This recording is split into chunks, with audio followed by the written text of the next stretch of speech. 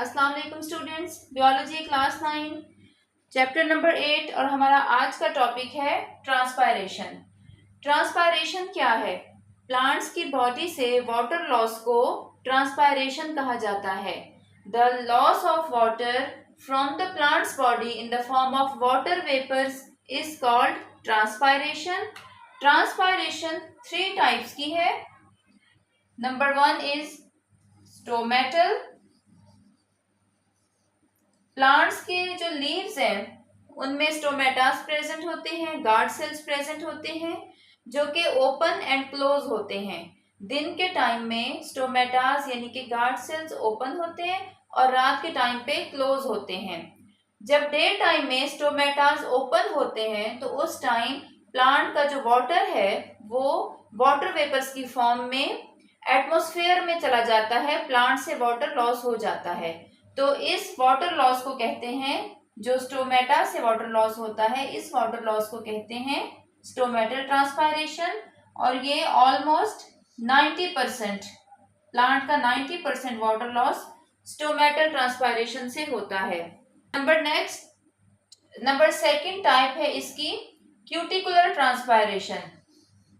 Plant का जो outer layer है एपिडर्मल लेयर, उसके बाहर भी एक और कवरिंग है, प्रोटेक्टिव लेयर है जिसको क्यूटिकल का नाम दिया जाता है। क्यूटिकल एक वैक्सी मटेरियल है।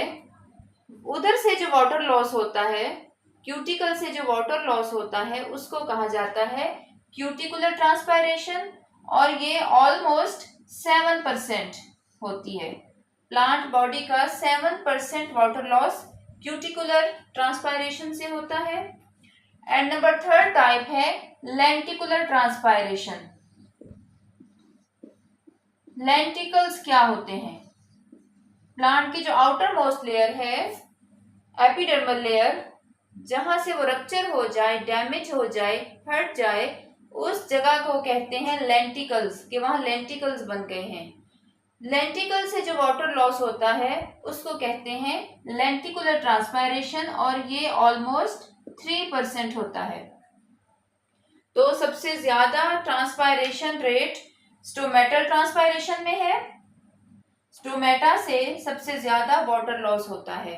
स्टोमेटास कहाँ प्रेजेंट होते हैं? स्टोमेटास प्लांट्स के लीव्स में प्रेजेंट होते हैं और जितना ज्यादा बड़ा लीफ होगा, चौड़ा और बड़ा लीफ होगा, ब्रॉड एंड वाइड लीफ होगा, उतने ही ज्यादा उसके ऊपर स्टोमेटास प्रेजेंट होंगे और उसी हिसाब से ट्रांसपायरेशन रेट भी इंक्रीज होगा।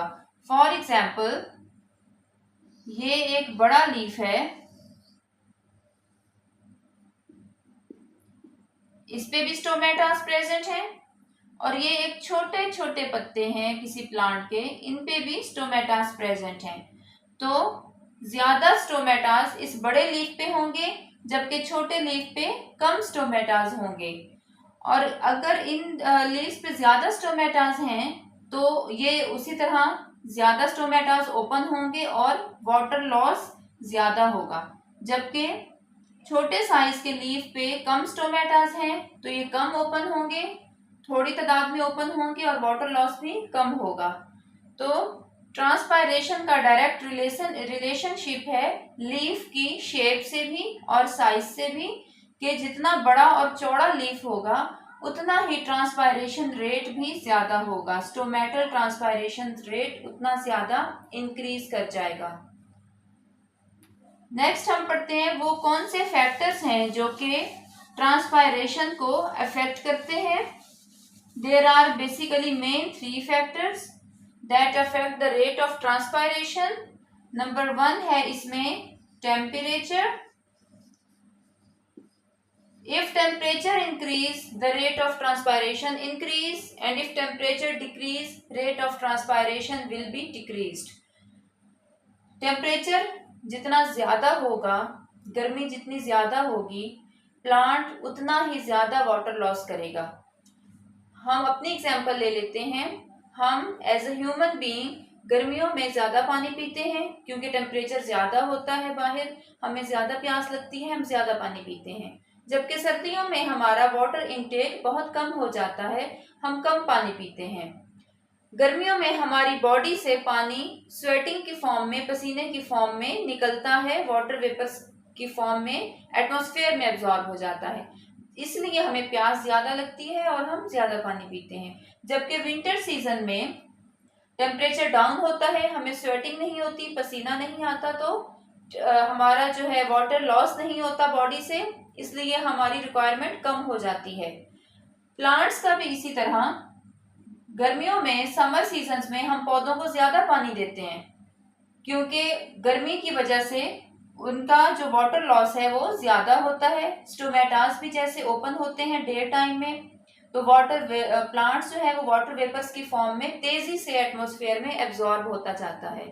जबकि विंटर सीजन में जब टेम्परेचर डाउन होता है तो हम पौधों को पानी कम देते हैं क्योंकि वाटर लॉस प्लांट बॉडी से कम होता है। तो transpiration is directly proportional to temperature. Temperature increase करेगा तो ट्रांसपायरेशन का रेट भी इंक्रीज होगा। टेम्परेचर डिक्रीज होगा, डाउन होगा, तो ट्रांसपायरेशन का रेट भी डाउन होगा। अब टेम्परेचर एक अप टू सर्टेन लेवल तक प्लांट्स में से वाटर लॉस कर सकता है। फॉर एग्जाम्पल समर सीजन में 45 डिग्री तक अगर टेम्परेचर चला जाए तो स्टोमेटास ओपन नहीं होते, हर टाइम ओपन नहीं होते। जैसे आजकल टेम्परेचर काफी राइज कर जाता है, 45 अबव हो जाता है, तो इस मौसम में प्लांट्स के स्टोमेटास हर टाइम, हर रोज डे टाइम में ओपन नहीं होते। प्लांट अपने बॉडी को वेदर कंडीशन के अकॉर्डिंग एडजस्ट कर लेता है, सेट कर लेता है। इसलिए भी प्लांट को अगर पानी हम किसी दिन अपने पौधों को नहीं दे पाते तो वो फौरन नहीं मुरझाते, इतनी जल्दी नहीं मुरझाते। उसकी रीजन क्या है? क्योंकि प्लांट्स अपने स्टोमेटास को ओपन नहीं होने देता जब टेम्परेचर बहुत ज्यादा राइज कर जाए। नेक्स्ट फैक्टर है इसका विंड।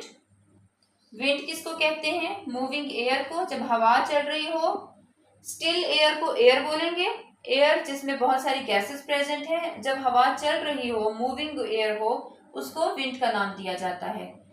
विंडी सीजन में या विंड के टाइम पे ट्रांसपायरेशन का रेट इंक्रीज होगा। हवा की वजह से वाटर वेपर्स एटमॉस्फेयर में एब्जॉर्ब कर जाएंगे, पानी खुश्क हो जाएगा प्लांट के ऊपर से। और जब हवा नहीं चलेगी, एयर स्टिल होगी, तो ट्रांसपायरेशन का रेट डिक्रीज होगा। नंबर नेक्स्ट है ह्यूमिडिटी। ह्यूमिडिटी कहते हैं नमी को, जो आजकल हम 15 जुलाई के बाद से 15 सितंबर या 10 अक्टूबर तक, 5 अक्टूबर तक हम जो मौसम देखते हैं वो ह्यूमिडिटी का मौसम है। इसमें बरसात का सीजन भी आता है, बारिशें बहुत ज्यादा होती हैं, हवा में नमी रहती है। इस नमी के मौसम में ट्रांसपायरेशन का रेट कम हो जाता है। हवा में ऑलरेडी नमी है, वाटर वेपर्स प्रेजेंट हैं, बारिशें हो रही हैं, तो इस सीजन में ट्रांसपायरेशन का रेट कम होगा। प्लांट्स में से वाटर लॉस कम होता है इस सीजन में, ह्यूमिडिटी के सीजन में। तो humidity, when humidity increase the rate of transpiration decrease. Students, ये था हमारा आज का लेक्चर। होपफुली आपको लेक्चर पसंद आया होगा। नेक्स्ट वीडियो का वेट कीजिएगा। Thank you. Allah Hafiz.